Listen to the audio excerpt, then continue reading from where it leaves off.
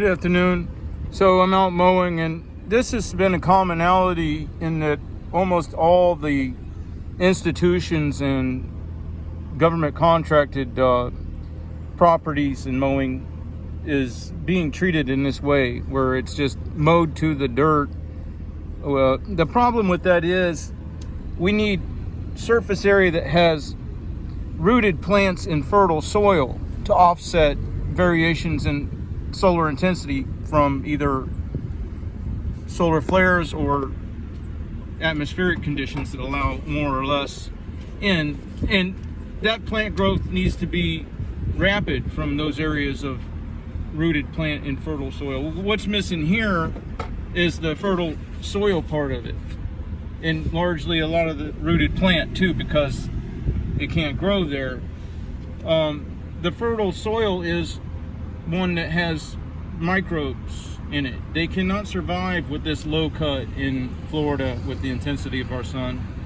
They cannot survive without the self-shading of a taller plant, and they can't survive in this nutrient poor soil, and they really can't survive either without a plant tall enough that can collect dew in the morning and transfer through capillary action to the soil to support the microbes between periods of rain. So what happens is we get no daily precipitation because the evaporation precipitation pump cycle is disrupted because there's no surface area to collect dew, and then therefore there's no evaporation process that happens later in the day that triggers rainfall because it overcomes surface tension of the water molecule in the atmosphere. So we don't have that benefit, but then it gets worse because to offset those fluctuations in solar intensity, to prevent global thermal runaway, it burns off upper atmospheric moisture to prevent that. Now that takes away from any future rainfall, because now you've desiccated the land, you've desiccated the atmosphere, and then the only thing that pulls us out of these droughts is when we get an upper level trough directional change that pulls in climate from an area that's emerging from seasonal weather changes that hasn't yet got hit by the intense sun. So with this process of deterioration, what we see more and more often is weather patterns that express in the form of drought, storm. And that's because energy doesn't ever really go away, it just changes form. And it's the only way that it can get a macro correction when the micro correction of having a rainfall on the daily to quell that heat can't happen, because there's no surface area to collect dew and then give off evaporation and then trigger precipitation. So a plant that's stricken bare like this and depleted of anything as far as resources can have some growth, but it's in a catabolic growth state. So its growth is not in cellulose. It's not converting photosynthesis through photosynthesis UV intensity to cellulose, which then could break down and contribute to future energy sources in the fossil fuel layer and create fertilizer with the action of the microbes and moisture. But instead its growth is in neurotoxins and 40 times higher allergen protein load.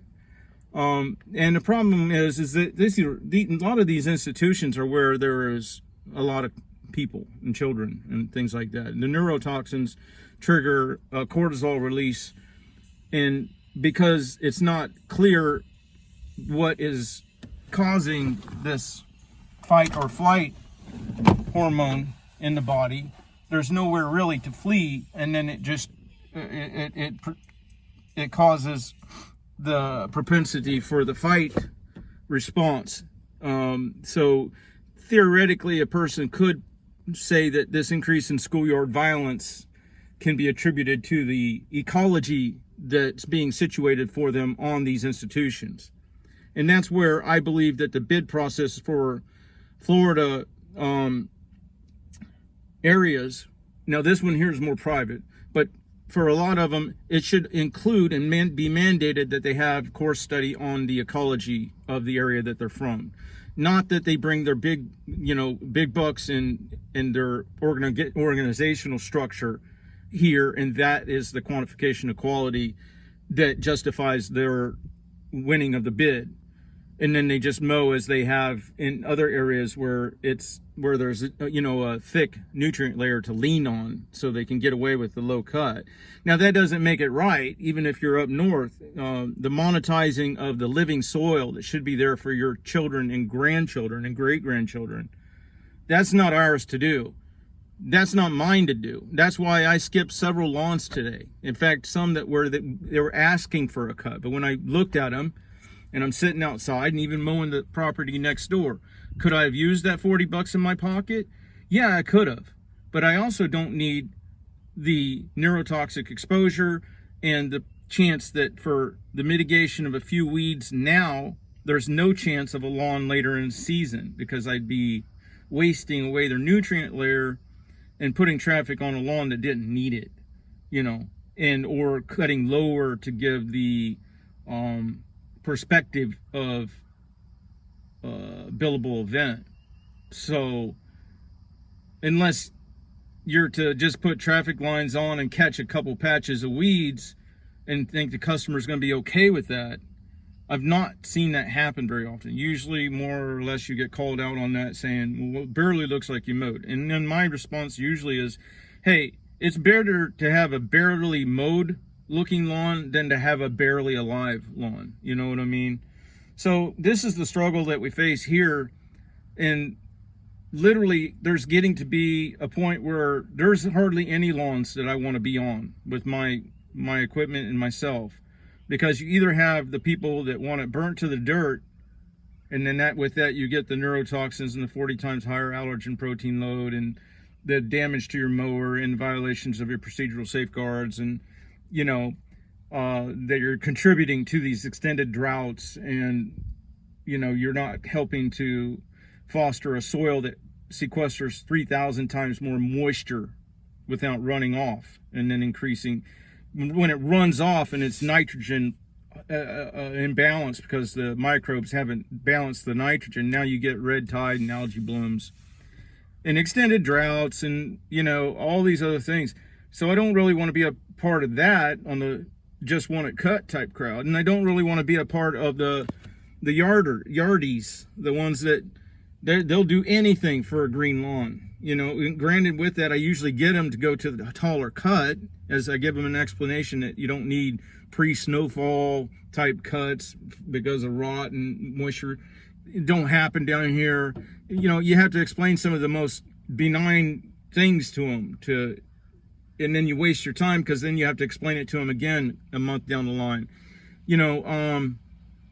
Some things that should be so apparent, but I don't want those customers either, because they put on the chemicals that have the neurotoxins in them, or actually they like some of the ant killers and stuff have a 50,000 year half-life, and they are known to affect your nervous system and cognition and memory, etc. And then when you put a different chemical on later, maybe a different owner even, now you got a matrix of chemicals that are unknown and damaging consequences. So, and then another thing is, those chemicals, whether they're for killing the ants or something with the plants, they're always got that GAS, usually, well, not always, they usually got that generally accepted as safe. That's no different than me and Bob voting on me being the best lawn care service in Citrus County. It has no meat to it. Or it's been passed through an institution that's got vested interest in making sure they say it's safe, and then they roll back on that the next few years, or they get well, there was another way that they get it passed, but either way, and these people may have very strong links to big pharma, so their chemicals are being tested in the same organizations. So you want a green lawn, and now you're subject to having to buy big pharma's chemistry for the rest of your life. I don't know. This is just getting ridiculous down here. Y'all have a good day.